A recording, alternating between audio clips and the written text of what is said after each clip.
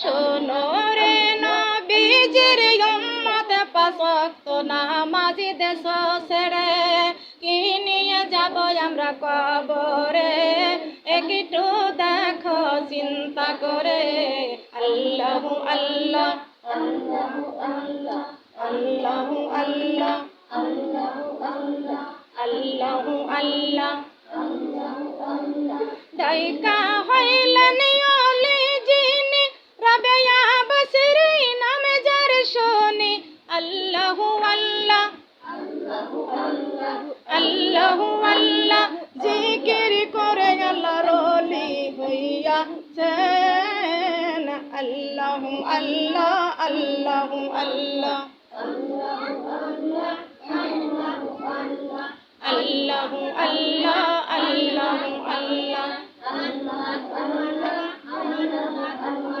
দায়কা হইলেন ওলি যিনি শাহজালাল নাম যার শুনি সুরমা নদী পার হয়ে যাই সুরমা নদী পার হয়ে যাই বিছানার পর আল্লাহু আল্লাহ আল্লাহু আল্লাহ আল্লাহু আল্লাহ আল্লাহু আল্লাহ লা ইলাহা ইল্লাল্লাহু মুহাম্মাদুর রাসূলুল্লাহ সবাই বলে সাল্লাল্লাহু আলাইহি ওয়াসাল্লাম আমার সোনার মা বোনরা লক্ষ্য করে খেয়াল করে শুনুন আল্লাহর নবী মুহাম্মদুর রাসূলুল্লাহ সাল্লাল্লাহু আলাইহি ওয়াসাল্লাম আমার নবীজির কাছে জিবরাইল আলাইহিস সালামকে আল্লাহ পাক রব্বুল আলামিন পাঠিয়ে দিলেন আল্লাহ পাক রব্বুল আলামিন জিবরাইল আমিনকে পাঠিয়ে দিয়ে বলতেছেন জিবরাইল আমার বন্ধুকে বলো আমার বন্ধু যতদিন দুনিয়াতে থাকে আমি আল্লাহ ততদিন আমার বন্ধুকে দুনিয়াতে রেখে দিব যতদিন আমার বন্ধু দুনিয়ায় থাকতে চায় ততদিন আমার বন্ধুকে আমি আল্লাহ রেখে দিব জিবরাইল আলাইহিস সালাম ডাক দিয়ে বলতেছেন ওগো আল্লাহর নবী মুহাম্মদুর রাসূলুল্লাহ সাল্লাল্লাহু আলাইহি ওয়াসাল্লাম আল্লাহ পাক রব্বুল আলামিন আপনার কাছে আমাকে জানতে বলেছেন যতদিন আপনি দুনিয়ায় থাকতে চান আমার আল্লাহ ততদিন আপনাকে এই দুনিয়ায় রাখতে চাই আল্লাহর নবী মুহাম্মদুর রাসূলুল্লাহ সাল্লাল্লাহু আলাইহি ওয়াসাল্লাম ডাক দিয়া বলতেছেন জিবরাইল আমার আল্লাহ পাক রব্বুল আলামিন ঘোষণা করে দিয়েছেন দুনিয়া মাজরাতুল আখিরাত এই দুনিয়াটা হলো ক্ষণস্থায়ী কবর হলো চিরস্থায়ী আর যে কোনো মুমিন মুত্তাকিন যখন কবরে কুরআন নিয়ে যাবে কবরটা হয়ে যাবে জান্নাতের বাগান এই জিবরাইল এই দুনিয়াটা হলো ক্ষণস্থায়ী কিন্তু দুনিয়াটা শান্তির জায়গা না এই দুনিয়ায় মারামারি হয় কাটাকাটি হয় রক্তাক্ত হয় অহংকার হয় এই দুনিয়াতে মারামারি হয় কাটাকাটি হয় হিংসা হয় নিন্দা হয় কেউ কারোর ভালোবাসে না যারা আল্লাহর পথে চলে তাদের উপরে বিপদগ্রস্ত হয় তবে আমার মুমিন মুত্তাকিন উম্মতদের নিয়ে আমি এই দুনিয়া ছেড়ে অতি দ্রুত আমার আল্লাহর কাছে আমি চলে যেতে চাই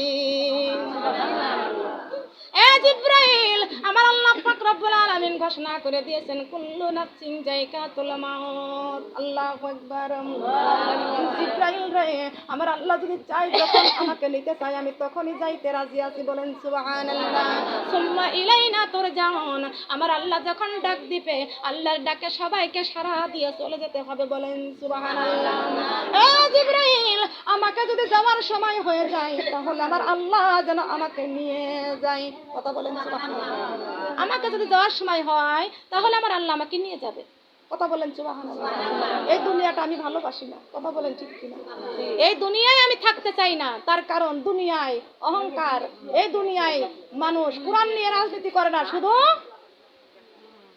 পেট নিয়ে রাজনীতি করে কথা বলেন ঠিক কি টাকা আছে যেখানে মানুষ আছে কিন্তু কোরআন আছে যেখানে ওইখানে থাকে না কথা বলেন ঠিক কি না যেখানে টাকা পায় ওইখানে মানুষ যায় কথা বলেন ঠিক কি না টাকা আছে যেখানে মুসলমান আছে না আল্লাহ পাক রব্বুল আলামিন বলেছেন ইসলাম আছে যেখানে মুমিন থাকবে সেইখানে বলেন সুবহানাল্লাহ ইসলাম আছে যেখানে মুমিন থাকবে ইসলাম নাই যেখানে মুমিন নাই বলেন আছে নাকি বলেন এ মা বোনেরা করে শুনেন, এই মাঝের মধ্যে যখন বাধা আসলো একটাবার দোয়া করি, অন্তর খুলে দোয়া করা যায়, মেম্বার আর চেয়ারম্যানকে যেন আল্লাহ উত্তম মর্যাদা দান করে, বলেন সুবহানাল্লাহ।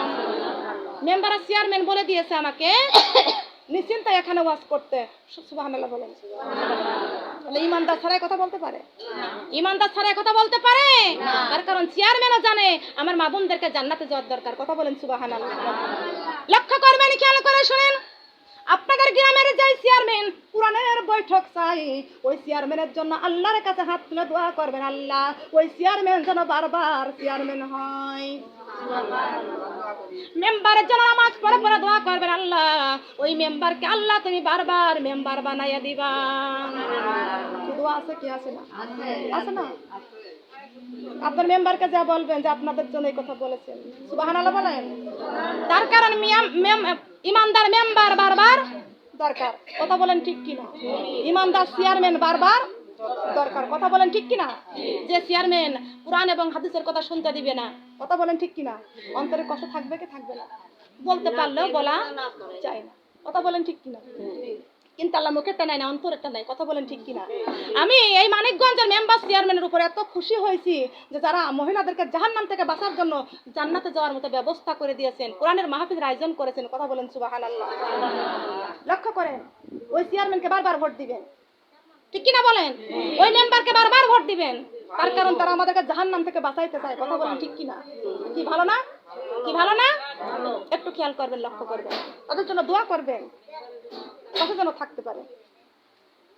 খেয়াল করেন, লক্ষ্য করেন, আমার নবী মুহাম্মদ রাসূলুল্লাহ সাল্লাল্লাহু আলাইহি ওয়াসাল্লাম আল্লাহ পাক রব্বুল আলামিনের কাছে চলে যাওয়ার জন্য প্রস্তুত। আমার আল্লাহ পাক রব্বুল আলামিন কোরআন শরীফের মধ্যে ঘোষণা করে দিয়েছেন, মওত কাছিন কুল্লু নাফসিন শারবুন কবর বাইতি কুল্লু নাফসিন দাখিল। আল্লাহু আকবার। আজ না হয় কাল তুমি যাইবা কবরে, যাওয়ার সময় দেখবে গো তোমার সবই রইল পরে, যাওয়ার সময় দেখবে গো। আজ না হয় কাল তুমি যাইবা কবরে, যাওয়ার সময় দেখবে গো তোমার সবই রইল পরে, যাওয়ার সময়। দাদা গেল নানা গেল কেউ এলো না ফিরে, সবার যাইতে হবে গো মাগো অন্ধকার কবরে। সবার কেউ জবান খোলে না, যাবে না কেউ, যাবেন না কেউ কবরে, যাবেন না? অন্ধকার কবরে সবার যাইতে হবে গো মাগো অন্ধকার কবরে। সবার জবান খোলেন, জবান খোলেন। অন্ধকার কবরে সবার বাবা গেল মা গেল কেউ এলো না ফিরে, সবার যাইতে হবে গো মাগো অন্ধকার কবরে। সবার সবার যাইতে হবে গো। আজ না হয় কাল তুমি যাইবা কবরে, যাওয়ার সময় দেখবে গো তোমার সবই রইল পরে, যাওয়ার সময়। জবান কি বন্ধ হয়ে গেল আপনাদের? কবরে যাবেন না? এই কথাটা বললে ইমান মজবুত হয় কি হয় না? ইমান মজবুত হয় কি হয় না? আজ না হয় কাল তুমি যাইবা কবরে, যাওয়ার সময় দেখবে গো তোমার সবই রইল পরে, যাওয়ার সময়। নামাজি পড়ো কোরআন পড়ো বলি তোমাদের, ফুলের বিছানা পাবে গো মাগো অন্ধকার কবরে। ফুলে এত সুন্দর কথা কেউ বলতে চায় না, মাগো অন্ধকার কবরে। ফুলের বিছানা পাবে গো মাগো অন্ধকার কবরে, ফুলের বিছানা পাবে গো। নামাজ পড়ো রোজা রাখো বলি তোমাদের, ফুলের বিছানা পাবে গো মাগো অন্ধকার কবরে, ফুলের বিছানা পাবে গো। সুবহানাল্লাহ বলেন। নামাজ পড়লে কবরে ফুলের বিছানা করে দিবেন কে? আল্লাহ। কথা বলেন। আল্লাহ। কোরআন তেলাওয়াত করলে কবরের মধ্যে ফুলের বিছানা করে দিবেন কে? আল্লাহ। রমজান মাসে রোজা রাখলে কবরের মধ্যে ফুলের বিছানা করে দিবেন কে? আল্লাহ। পর্দা করলে কবরের মধ্যে ফুলের বিছানা করে দিবেন কে? আল্লাহ। এ কার কথা? কথা বলেন, কার কথা? আল্লাহর কথার মধ্যে কোনো ভুল আছে? নাই। কথার মধ্যে কোনো ভেজাল আছে? নাই। কথার মধ্যে কোনো সন্দেহ আছে? নাই। এই কথাগুলো কার কথা? আমার আল্লাহর কথা। সুবহানাল্লাহ বলেন। আমার আল্লাহর কথা আমরা মানতে চাই। কথা বলেন ঠিক না বেঠিক? আমাদের জীবনের দাম বেশি না কোরআনের দাম বেশি? কিসের দাম বেশি? ইসলাম ধর্ম আমাদের মানতে হবে। কথা বলেন ঠিক না বেঠিক? ইসলাম ধর্ম মানার দরকার আছে কি আছে না? ইসলামটা কার পক্ষ থেকে এসেছে? কার পক্ষ থেকে? আল্লাহর পক্ষ থেকে। ইসলাম আছে যেখানে আমরা আছি সেইখানে, ইসলাম নাই যেখানে আমরা নাই সেখানে, ইসলাম নাই যেখানে আমরা নাই সেখানে। ইসলামের পথে থাকতে রাজি আছি তো? আছি। কারা কারা রাজি আছি? সব ইসলামের পক্ষে। হাত লম্বা হয় না কেন গো? আরেকটু, একদম সোজা, আরেকটু, একদম সোজা হবে, একদম। হাফ হাফ সোজা না ফুল সোজা? হাফ সোজা হবে না ফুল সোজা হবে? পুরাটাই জান্নাতে যেতে চাই। কোন জান্নাতে? জান্নাতুল ফেরদাউসে। সুবহানাল্লাহ বলেন। হাত উঁচা করে খুশি হয়েছেন না বেজার হয়ে গেলেন? এই হাত খুলে আল্লাহ ফেরেশতাদেরকে দিয়ে ভিডিও করাইতেছে নূরের ক্যামেরা। কিসের ক্যামেরা? কিসের ক্যামেরা? ফেরেশতারা হলো নূরের তৈরি, আর নূরের ক্যামেরা দিয়ে আল্লাহ ফেরেশতাদেরকে ভিডিও করাইতেছে। সুবহানাল্লাহ বলেন। হাত নামান। আল্লাহ আমার মানিকগঞ্জের মা বোনদেরকে কবুল করে নিক। সবাই বলেন আমিন। কষ্ট পাইছেন? কষ্ট পাইছেন? ওয়া মা'শারাল জিন্নি ওয়াল ইনসি ইন ইসতাতা'তুম আন তানফুজু মিন আকতারিস সামাওয়াতি ওয়াল আরদ ফানফুজু লা তানফুজুনা ইল্লা বিসুলতান। আল্লাহু আকবার। কার কথা বলেন? আল্লাহ পাক রব্বুল আলামিন ডাক দিয়া বলেছেন, ইয়া মা'শারাল জিন্নি ওয়াল ইনস, হে জিন জাতি আর মানুষ জাতি, তোমাদেরকে সৃষ্টি করেছি, দুনিয়ায় পাঠিয়ে দিয়েছি একমাত্র আমার গোলামি করার জন্য। কার গোলামি? আমরা কার গোলামি করব? ওই যদি বলে তারে দেখি, নিজে বলে তারে বুঝবো কেমন? ও মানুষটা শয়তান, মানুষটা শয়তান। কথা বলে যে ব্যক্তি বলে যারা দেখে নিজে বলে তারা ভজিব কেমনে? ওরা কি মানুষটা শয়তান? কথা বলেন কি? শয়তান। যে ব্যক্তি বলে নামাজ রোজা লাগবে না, পীরের কাছে মুরিদ হও, তারা কি? তারা কি? কথা বলেন। যে জন নামাজ পড়ে না সে তো শয়তানের নানা, যে জন নামাজ পড়ে না সে তো শয়তানের নানা। জবান খুলে বলেন, যে জন নামাজ পড়ে না সে তো শয়তানের নানা। একবার আসুক কবরে তারে মজা দেখাবো, একবার আসুক কবরে তারে মজা দেখাবো। কোরআনের আইন যারা মানে না, কবরের আযাবের কথাটি তারা জানে না। কোরআনের আইন যারা মানে না, কবরের আযাবের কথাটি তারা জানে না। একদিন মরণ হবে যাবে কবর মাঝে, একদিন মরণ হবে যাবে কবর মাঝে। আমি আগুনে জ্বালাইয়া তাদের পোড়াবো, আমি আগুনে জ্বালাইয়া তাদের পোড়াবো। যে জন নামাজ পড়ে না সে তো শয়তানের নানা, যে জন নামাজ পড়ে না সে তো একবার আসুক কবরে তারে মজা দেখাবো, একবার আসুক কবরে তারে। পুরুষরা যারা নামাজ পড়বে না তারা হবে শয়তানের নানা, আর মহিলারা যারা নামাজ পড়বে না তারা হবে শয়তানের নানি। কি হবে? নানি। শয়তানের কি হবে? নানা আর নানি। যে জন সুদ ছাড়ে না সে তো শয়তানের নানা, যে জন সুদ ছাড়ে না সে তো। একবার আসুক কবরে তারে মজা দেখাবো, একবার আসুক কবরে তারে। যে জন পর্দা করে না সে তো শয়তানের নানা, যে জন পর্দা করে না সে তো শয়তানের নানা। একবার আসুক কবরে তারে মজা দেখাবো, একবার আসুক কবরে তারে। যেজন ঘুষ ছাড়ে না সে তো শয়তানের নানা, যেজন ঘুষ ছাড়ে না সে তো একবার আসুক কবরে তারে মজা দেখাবো, একবার আসুক কবরে তারে। আল্লাহর হুকুম যারা মানে না, কবরের আযাবের কথাটি তারা জানে না। একদিন মরণ হবে যাবে কবর মাঝে, একবার মরণ হবে যাবে। আমি আগুনে জ্বালাইয়া তাদের পুরাবো, আমি আগুনে জ্বালাইয়া তাদের পুরাবো। কথা বলেন ঠিক না? যে ব্যক্তি নামাজ পড়ে না ওই ব্যক্তি আল্লাহর নাফরমানি করলো, যে ব্যক্তি পর্দা করলো না ওই ব্যক্তি আল্লাহর নাফরমানি করলো, যেই ব্যক্তি সুদ ছাড়লো না সেই ব্যক্তি আল্লাহর নাফরমানি করলো, যেই ব্যক্তি ঘুষ খাইলো ওই ব্যক্তি আল্লাহর নাফরমানি করলো। আল্লাহর নাফরমানি করে যেই ব্যক্তি মারা যাবে, মারা যাওয়ার সঙ্গে সঙ্গে আল্লাহ তার জাহান্নাম ঘোষণা করে দিবে। কি ঘোষণা করবে?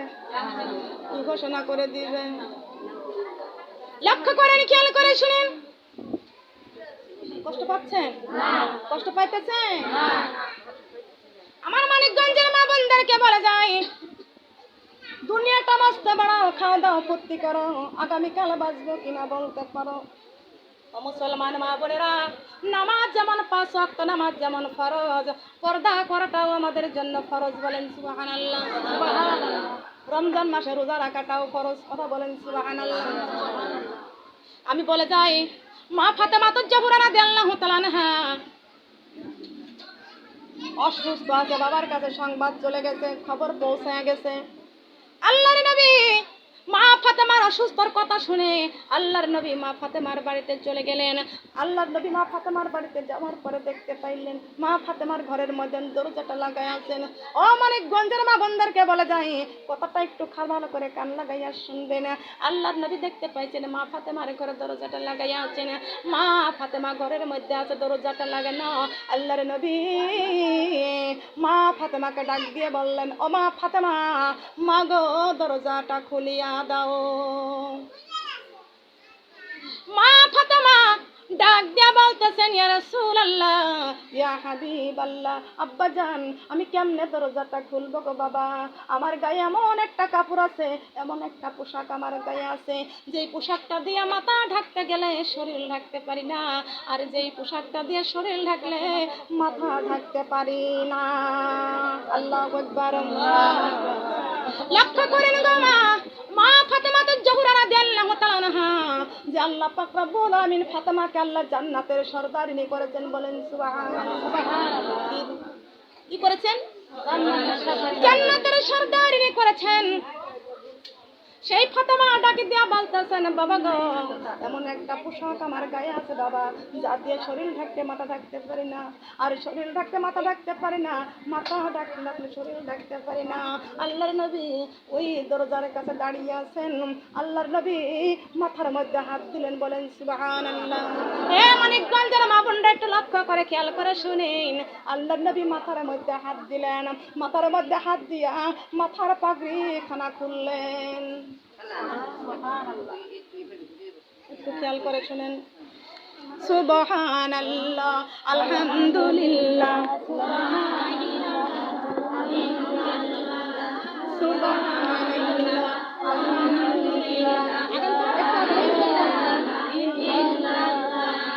সুবহানাল্লাহ, আলহামদুলিল্লাহ, লা ইলাহা ইল্লাল্লাহ, সুবহানাল্লাহ, সুবহানি আমরা অন্ধকারে কবরের আসামি, সুবহানাল্লাহ, আলহামদুলিল্লাহ, লা ইলাহা ইল্লাল্লাহ, সুবহানাল্লাহ, আলহামদুলিল্লাহ, লা ইলাহা ইল্লাল্লাহ। ডালে বালে দালানে কোঠা রেখে যাইবা দুনিয়ায়, ওই কবরে বান্দা তোমার দান ছাড়াই উপায় নাই। সুবহানাল্লাহ, আলহামদুলিল্লাহ, লা ইলাহা ইল্লাল্লাহ, সুবহানাল্লাহ, আলহামদুলিল্লাহ, লা ইলাহা ইল্লাল্লাহ। পাপে বলে আর কত মইরা গেলে বান্দানিয়া ফালাই দিবে কবরে সুবহানাল্লাহ আলহামদুলিল্লাহ